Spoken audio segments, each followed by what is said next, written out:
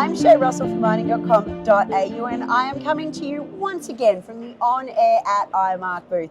Sitting next to me is the Managing Director for QEM, Gavin Lloyd. And Gavin, it's great to see you, and I think this is the first time we're at a conference together. Absolutely. We've done plenty of interviews at conferences, but we haven't been at the same conference. Well, exactly right, yeah. And this has been a fantastic one, right? So it's biggest one in the Southern Hemisphere, apparently.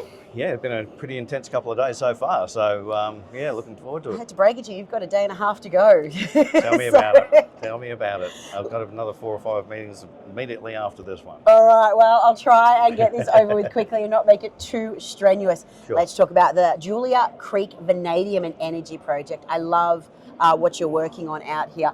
Clearly, so does the market, because I believe you've raised just under $3 million. Yeah. Tell me, where are you going to spend that money? Well, it'll go straight into the project. So what we're working on at the moment is a piece with UQ and with Core Resources just to optimise the flow sheets that we have at the moment. That'll take us through to probably Q3 next year, and then we'll start pre-feasibility. Tell me, what was the reception for the capital raising? Because, you know, great projects are attracting dollars right now, and obviously yours is stacking up. Are you seeing a lot of investor enthusiasm for what you're working on? Oh, look, I think the markets are still very constrained, to be honest. But you're right, you do have to have a pretty compelling story these days to get any money at all. So, you know, timing-wise, you've just got to do what you've got to do. So there's a bit of a discount to that, but we also took the original investors with us as part of a part of that package. So there was a rights issue that went with that, make sure that they're not getting diluted. So yeah, trying to look after the shareholders as well. And speaking of a compelling story, you recently attended a conference in Sydney, which was the 40th anniversary of the Vanadium flow battery. Absolutely. How was this? Oh, it was absolutely sensational and quite an interesting room. Had 150 people, everyone from Sumitomo and Vanadium batteries right down through the value chain, from primary producers and people who are looking to primary produce right through to battery manufacturers. So very interesting. Professor Maria Skylos-Kozakos still there, still working on it. You know, she consults to most of the companies globally these days, so she understands that very well. We've been talking about vanadium for a little bit. What I want to know is how the sentiment towards vanadium flow battery has changed in the past couple of years, because obviously the 40th anniversary, it shows that the idea's got legs. Correct. Well, at this particular conference, did you sort of see a lot more optimism about the future of vanadium flow batteries? Absolutely. I think we've just turned that corner, and I think it's no matter who you speak to here at the moment, they understand that is the next step, particularly for the grid. Queensland government's here. Obviously, they're very compelled to move forward quickly with this. There is a trial Sumitomo vanadium battery up in Queensland at the moment that's running through that. So yeah, look, it's the greatest answer for the Australian grid because it suits Australian conditions. Actually, can I get you to elaborate on what the how it suits Australian conditions? Yeah. Simply because vanadium in this space is still starting to gain traction. Not a lot of people understand the importance of vanadium and how it can actually help Australia meet their renewable energy goals. Well, that's true, but that's the change in attitude I think that's occurring at the moment, because 40 years of these things, right? They're not new technology. It's not new, no. No, they were invented 10 years before a lithium battery was even thought about. Oh. And they've had 20 years of commercialisation. The only reason we haven't got them here at scale at the moment in Australia, and having said that, there is one in South Australia and another one just going into Western Australia into the grid. But you need to be close to the source of vanadium to really get the advantage, because once you've turned it into the electrolyte, then you've got a transport issue, moving that amount of liquid around. So forgive the pun, there's a bit of a tyranny of a battery limit of how far you can take this stuff economically.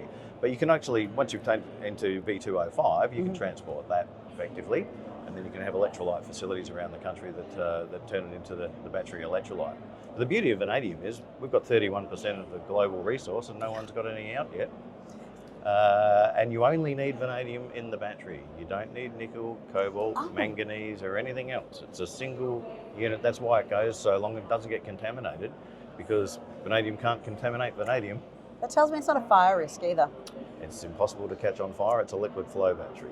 Yeah. That's very impressive. Now, obviously, you are cashed up and ready to move into 2025 with your plans. I know you said you're looking at a feasibility study at the end of next year. But between now and then, what can we expect to hear from QEM? Oh, look, there's a bit going on. We're still working toward our catalyst project, and that's we're recycling vanadium out of spent catalyst from the sulfuric acid industry. Oh, fantastic. That sounds great. Tell me more about that before we do the rest of it. Yeah. So it's a little sideline project. We've done this work with UQ. Back in February this year, we created a 99.93% purity V2O5, so battery grade. Yeah. And that was with our first pass. So we're just doing some further optimization on that now. We'll get it to a 99.99, and then that's globally important. Can I just pause here for a second? And I know you've got somewhere you need to be. Not only can you access freshly mined vanadium, but you're actually also working towards circularity when it comes to reusing Absolutely. metals. That's an incredible approach to take when you could just keep digging it up.